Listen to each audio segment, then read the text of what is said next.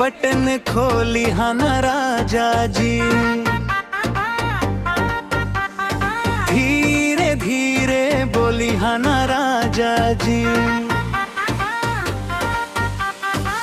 नाजुक दिलवा धड़कन बढ़ेला, प्यार से छुआता मुस्की झरेला राजा जी।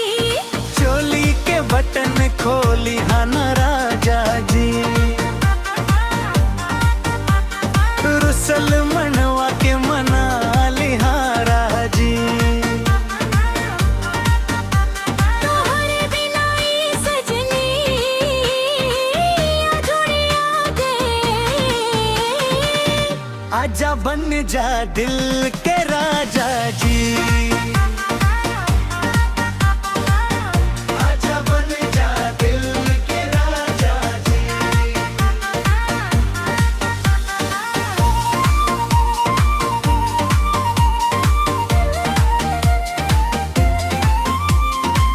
तोरे अखियां में काजर के जादू, देखते देखते खो गइल बेकाबू।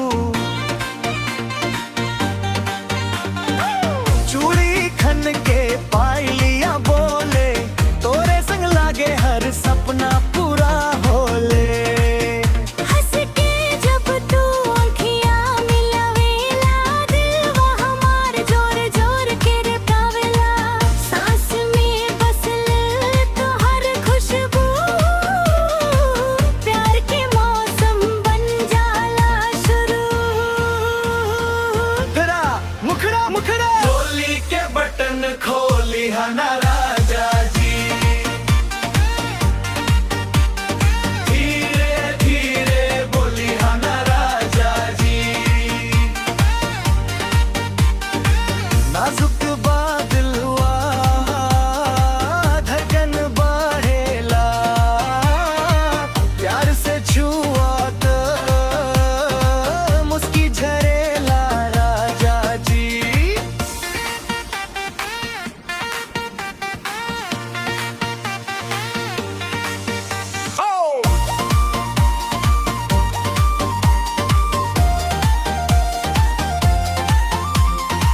चांदनी रातियां सजल अंगनवा, तोरे संग बीते हर एक पलवा।